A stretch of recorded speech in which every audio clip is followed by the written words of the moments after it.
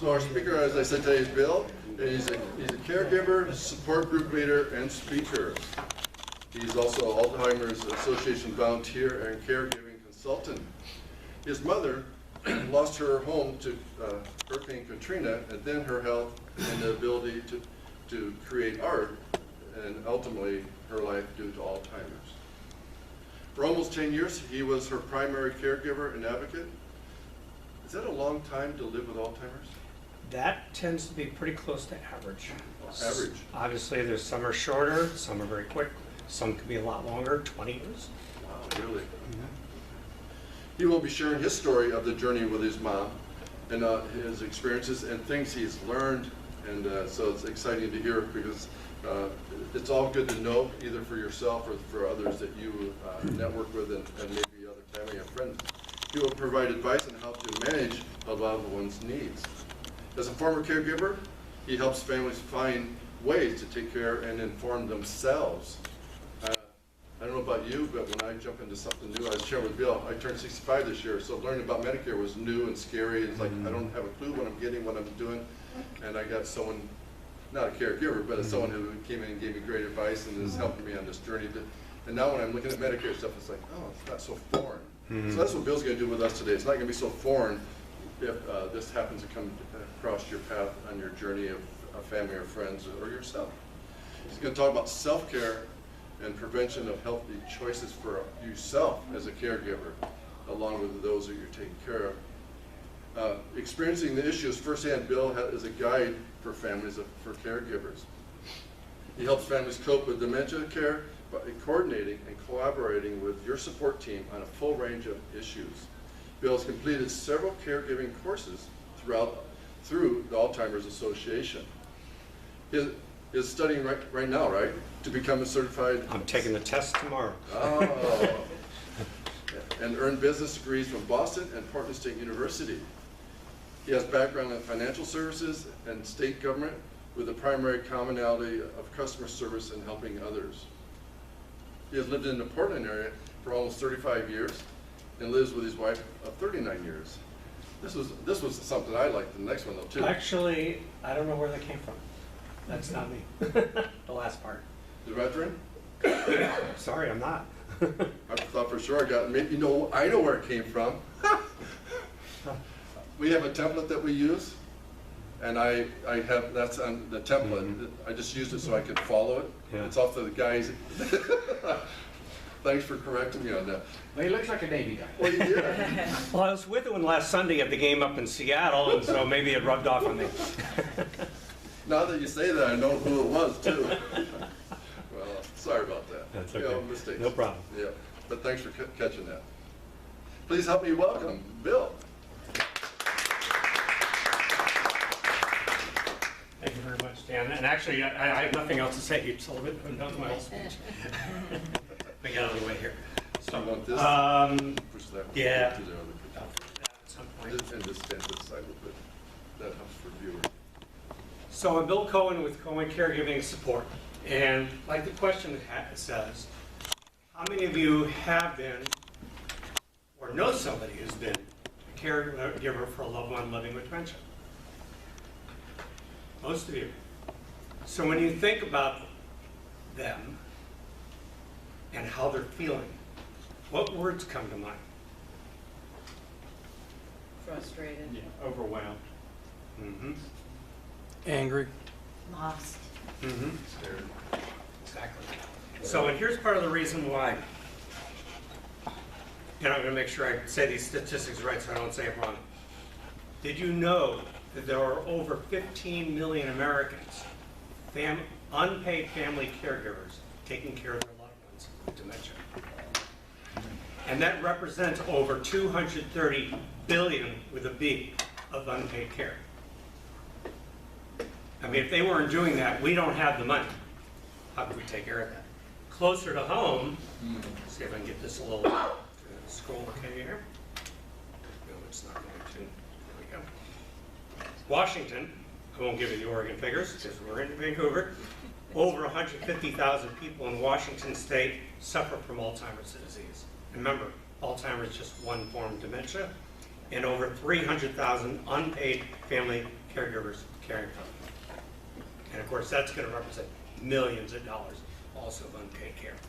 So, with that in mind, very quickly, imagine if somebody could help them through that journey, reduce their stress, reduce their time, reduce their costs by providing help with guidance, advice, support, resources, referrals to professionals like yourself. That's what I do. And here's why.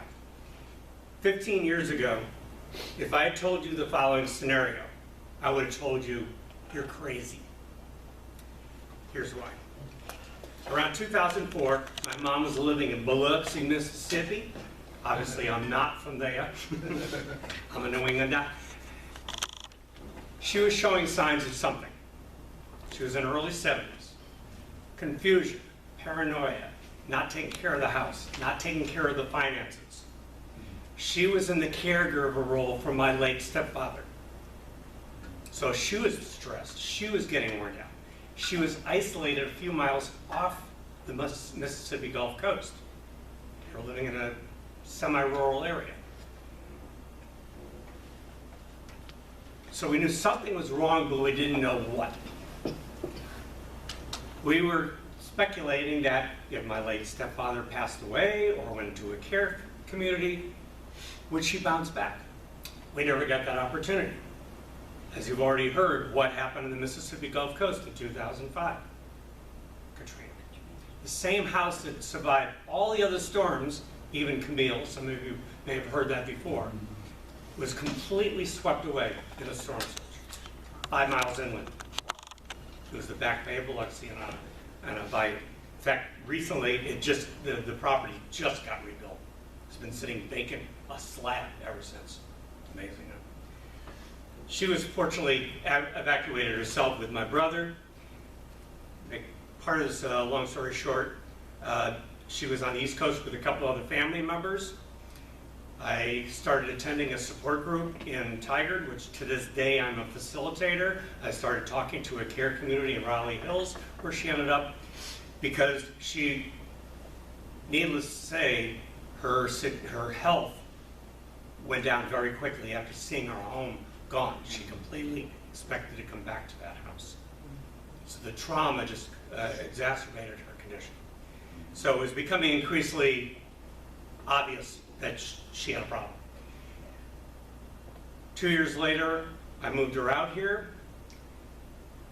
She was expected to be in assisted living for less than a year, and that's exactly what happened. Then she went on Medicaid and moved into memory care at the same time. You can imagine what a mess that was and stress for us. And then she was 4 years in memory care and passed away at 83. I did help from my family. We called it Team Sheila. But I did most of it myself. And I had a full-time job. I was living in Tualatin, commuting to Salem. She was in Raleigh Hills. And those words you were saying earlier, yeah, I was feeling all of them and then some. I won't get into it, but I also had a horrible, horrible boss. My stress level was up here. It was horrible. That was taken about 5 months before she passed away in the memory care unit. It was the last day my brother saw her and said, "You better come now because she won't recognize you. She won't know who you are." He walks in, sits down in front of her. She says, "There you are. Where have you been?" And obviously that made his trip worthwhile. So that was probably one of her last lucid days. And with that in mind, I'm going to mention something really quickly. You've probably heard the variation that Maya Angelou says. This is something that I paraphrased and changed a little bit. It doesn't matter whether they remember your name. It doesn't matter if they remember the exact relationship. How do you make them feel? That's what's most important. Mom never went, "Ah, who are you?" She always said, "Ah," some recognition, which was nice.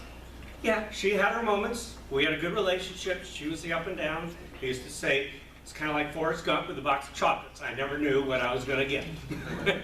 And if she was mad at me at a moment, or she was without mood, I waited a few minutes, or the next day, or the next hour, she would change. So, That's why I got into what I'm doing. After Mom passed away, I thought I was just going to do more volunteer work and advocating and things like that with the Alzheimer's Association. Became a facilitator. Some of you have heard of Hope Dementia Support Groups up here. I do one in Tualatin as well, the first one south of the river. I'm doing more and more fundraising and awareness with the chapter, but I had no idea I was going to become a caregiving consultant. If you haven't heard of that, there's a good reason. There's very few of us doing it, especially in this area. But again, after 25 years in the state of Oregon, to suddenly start doing this, as I call it, encore career, encorepreneur. Any of you else use that term? That's what I'm doing. But I turn my personal loss, I turn my pain into my passion. And I love helping people, love giving good customer service, keeping active, and this is a good way to do it. So really quickly, the way I help people is like most of you do. I ask a lot of questions. I do a lot of listening, do a lot of observing and assessing. Sometimes I say obsessing, but maybe that's not such a bad thing. And then determine what are their needs, what are their stressors, what do they want taken off their plate to give them some peace of mind. And that's what I do. So if you know some families that, and there's some people in the industry already do, who are either starting to see those first signs. Mom doesn't make her recipe the way she used to, or she's repeating questions. Dad walks into the room and doesn't know why he came there, or people are honking at him when he drives. Those could be signs of concern. So it can be them, it could be the adult children, it could be younger siblings, and help them with those first resources. Because 15 years ago, I have both the Retirement Connection books over here. They didn't exist. There was barely an internet. Like fingers do the walking, right? I think we're all old enough to know that term, but I won't tell anyone. Yeah, I mean, I didn't know where to turn. I felt alone, I felt frustrated, and it was overwhelming. So I try to help people so they don't have to feel as badly as I do. It is a horrible journey. I can't make it better. There is no magic bullet or magic pill, silver bullet. Unfortunately, there is no cure or treatment. So a couple of things real quickly. I can talk a little bit about some various things like self-care and prevention. Here's a reason why. A lot of people ask, why did your mother get Alzheimer's? That's a very good question, because usually you hear about genetics and age. However, she was in her early 70s. That's not very old. That's almost getting into the early onset Alzheimer's. Nobody else in our family has Alzheimer's. I have one aunt, her younger sister, moved out here to help take care of her, and she's always a little quirky, so we kind of joke, how will we know the difference? So, but there's increasing evidence, and my mom is a good example of this, that your environment and your behaviors, your lifestyle choices, are just as big, if not bigger factors. Here's why. Again, she's living in Biloxi, Mississippi. Not exactly a poster child for the environment, is it? Toxins, chemicals, pollution. Food is good, tastes great, but what's in it? She used to smoke, barely exercised, or really didn't exercise at all, except walking the dog to the corner. Kept telling her, go farther, go farther. She wouldn't. Go swimming, go to the pool, take water aerobics. Kids are in there. No. Like I said, she was in the caregiving role, and she was stressed, and she was isolated. So a lot of these things we think are the main reason, and here's one of the biggies. As I mentioned earlier, thank you, Dan, that she was an artist. She was also very good at computers. Back in the 80s, in her 60s, she was using a Mac. She was also a professional artist, and I can show you examples of it. Actually, that's my other picture, isn't it? Oops, back the other way. Oh, I guess I don't have that. I thought I did. Prints, and if you don't know what that is, it's taking metal plates with a zinc finish, etching into it, and putting it into an acid bath.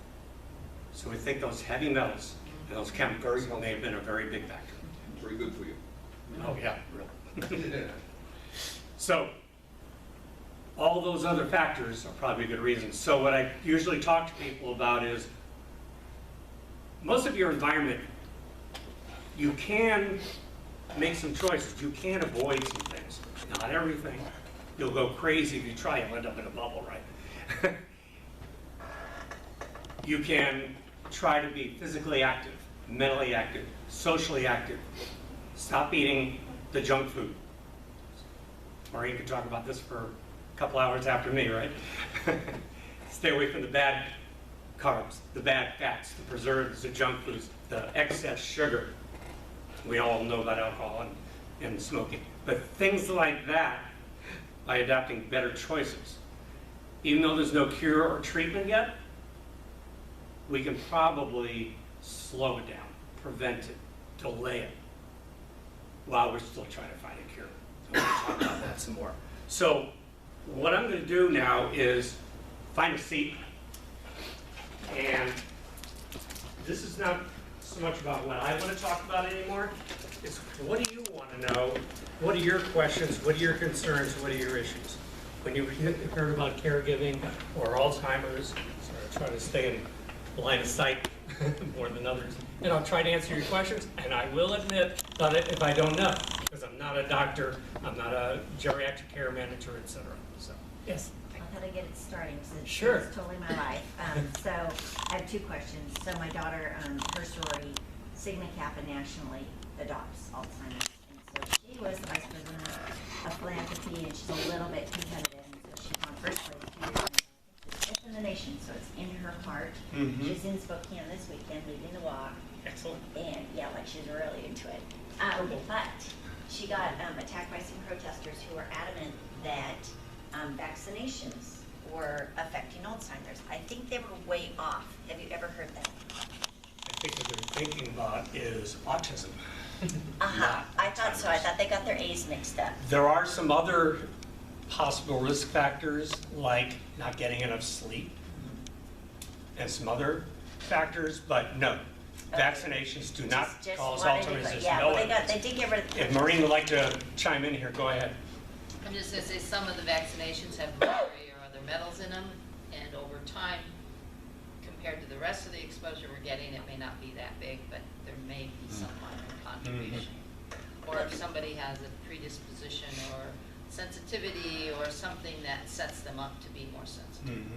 Well, that's good peace of mind. I thought it was that way. And then my second question. And let me mention one other thing Oh, really sorry. quickly that I've heard about that is a risk factor. If you're taking like Benadryl or anything else with PM in it, yeah, go ahead and use it as an antihistamine, but do not use it as a sleep aid. That is not what it's for, and it will raise your dementia risk. So, So my second question, because I do believe it completely fast-forwarded, my mom's dementia is anesthesia. She had a 7-hour surgery, and she was, I want to say 78 or 80, in that range. And after that surgery, the doctor said, because I said, what's wrong with my mom? And he's like, well, she has dementia. And I said, really? Oh, okay, well, it has fast-forwarded it. So it was like, here you go, there's your mom. So, but I think, and I've heard it a lot of times, that anesthesia can impact it. Have you heard more things about that? I don't have any hard facts on that, but what I would go by is that any major change in health, or like a surgery or strokes, falling and breaking a hip, things like that, will set people off on a quicker path downwards, probably for almost any condition, including dementia. Any trauma. If I can add. Sure, go ahead. Add to it from things that I read and research that I happened to stumble on. In general, nobody knows exactly what caused it. Correct. It's a kind of a brain injury. So anything that can cause brain injuries, in theory, concussion can cause it. In Europe, by the way, there is a very, very big concern because of the mad cow. That I don't know if you know, but in Europe there is not only mad cow, there is mad pigs, mad goats, mad politicians, a lot of things are getting mad. Mad leaders. Basically a lot of things. Anesthesia is known to cause brain problems. So anything. So nobody really knows what causes. Keep in mind what is happening with anesthesia. We're basically going to like a coma state. And depending upon the person, everything else that's going on with them, it may just exacerbate their condition. Right. The stress and chemical toxicity, decreasing oxygen flow, all of those things. And Alzheimer's is a diagnosis of exclusion. So really, nutritional deficiency should be one of the first things ruled out because they can cause dementia-like states. Yeah, and football, by the way. Interestingly, I'm sorry, go ahead. Football, all the new things that are coming up. So you mentioned brain trauma, and that is one form of dementia, but also alcohol. And then there's over 100 different kinds of dementia. But Alzheimer's, not necessarily due to brain trauma, though it could probably exacerbate the situation, as we're saying, is the worst, and there is no cure. It's the most expensive, and it is terminal. There's no question. Some of the other dementia, you may not die from it, but you'll die with it from something else. Due to having some memory loss, It's etc. a brain But damage, not all not dementia. necessarily trauma. It's a brain damage. But not all dementia are terminal. Right. Another thing that's common in hospitals or as a result of medical procedures is delirium, which is similar to dementia. It appears very much like it in terms of symptoms, et cetera, but generally it's of shorter duration, and it's something that is more likely for people to be able to recover from. But that could be something like what you're saying, Amanda, Yeah. you guys experienced. There's even many documented situations where somebody is over-medicated, Yeah. and they take away some of the medications, Yeah. and they wake up. They're no longer having signs of dementia because, and here's a big tip, don't just question your doctor. If necessary, get a second opinion, maybe through a naturopath, talk to your pharmacist, bring your list of your polypharma, right? Your multiple list of medications. How do they know how they all interact? They don't. They just keep throwing medications at you like Band-Aids, and we don't know. And so sometimes you take some of them away and get down to the ones that absolutely can be beneficial, and people can, not saying recovering, but they will be better. Of course, we're all individuals. Yes. But when does a person realize they have Alzheimer's? How they realize it? Yes. So, interestingly, just posted on social media, there was a recent study that was talked about at the International Alzheimer's Association, was in the paper a few days ago, that they have a new test, possibly that may work, a simple blood test, because right now it's like the mini mental, the questionnaire, the mental assessment, sometimes the slum test, which is through St. Louis University. They can do an MRI, they can do a spinal tap, various other things, other blood tests, and it may show some indications, but then one of the only ways is look at the outward symptoms. Are they not doing their normal daily activities? Are they withdrawing? Do you share that? Let's say if you notice it on the outside, do you share that with the person, or do you not share that? Oh, if they're very early on stage, the doctor should and the family should discuss it with the person who has it. Wouldn't you want to know? Yeah, I would. Because wouldn't you want to have continue to make decisions about your own care? No, you don't hide it from them. My mom and the doctor and I would ask her, do you want to know? Do you want us to tell you what's going on? She said yes. Even if she was disturbed, she might have forgotten about it a little later, but it didn't bother her. She said she wanted to know. That was the way she was. Maybe some people will go into denial. A lot of people are in denial. Yeah. Those of us who are in the People field. Yeah, it's a problem. So, but you got to look at those various signs, and by the time Mom moved into memory care, and I looked at the list from Alzheimer's Association, she was increasingly showing all of them. She was eating lotions, she was wandering, she was, you know, paranoid about going into a dining room, which was beautiful, like good food, they're perfectly nice people. But every case, we like to say in the industry, and it can work two ways. If you've seen one case of Alzheimer's or aging, you've seen just one case. Because every case, every situation, every circumstance is a little bit different. Yeah, so just not cleaning the house can be depression. Sure, sure, yes. How do you deal with long-range care? Like, I have a grandmother who has Alzheimer's, and she's very advanced right now. She doesn't remember anybody. And it's very difficult to visit her, and I don't know if I should bring my family to visit anymore. At this point. That's kind of where I am, and I'm not sure the best way to handle it. Long-distance caregiving has its own issues and challenges. It's not better or worse, harder or easier. In fact, any case is that way. It's just different. Yeah. And I had to do that for a while, but Mom still had lucidity and had some ambulatory capability. That's why we moved her out here before she got any worse. I would say that are people in the area? There's her one son is taking care of her right now and is paying for the memory care basically unit. But last time we visited, she didn't remember anybody. Right. She didn't even remember her son. And she's like 96. Again, I think it goes back to how do you make them feel. If Yeah. you feel comfortable about going, you want to visit, you want that closure, see them when they're alive. You know, and maybe you don't know how much they're perceiving or remembering. They may know or pick up or remember more than you think. Okay.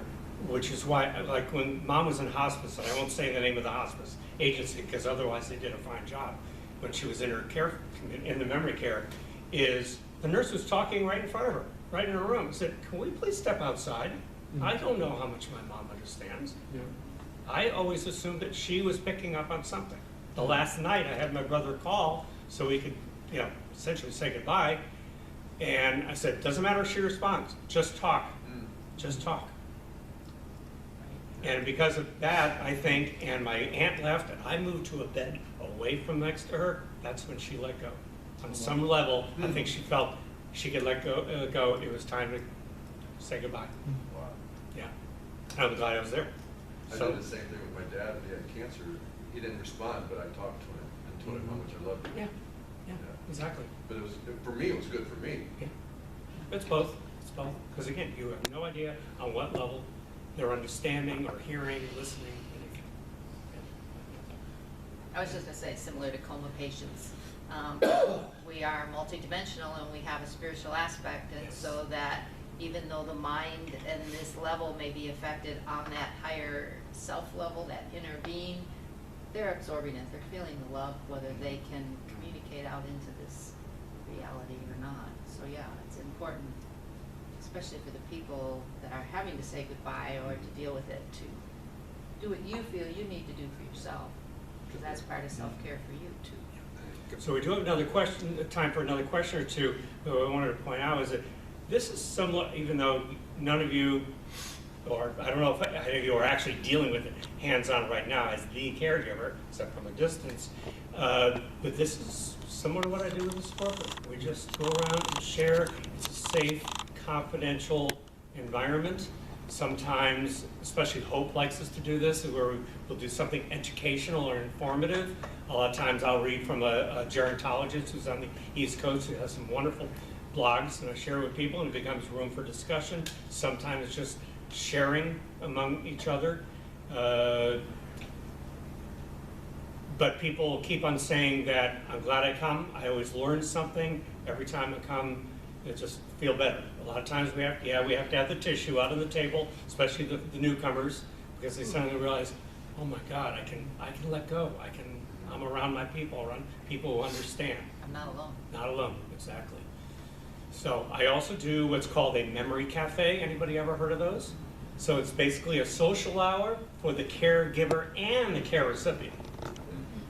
And it's reminiscing, and it's socializing, and it's games. And we've done the watercolors that they do, the memories in the making of the Alzheimer's Association. Next month, we're going to have somebody who used to do the music program for them in Denver, and she's going to come in from Washington County Social Services and do that with them. I'm also doing a program, and I think you may have it up here as well, called Savvy Caregiver Training, and I'm going to be doing classes also in Tualatin, 6 weeks. It's free. It's for the caregivers, and they learn a lot of different ways about dementia and how to take care of themselves and how to interact and communicate with their loved ones. And so I'm really excited about doing that as well. And for those of you who have ever heard of the Make-Ed Conference, it's the all-day Alzheimer's conference at the Convention Center. It's coming up November 12th. If you know any caregivers in Oregon, they allow in free 250 of them. And you happen to know one of the speakers. So, any last question? Thank you, Bill. Thanks for your time.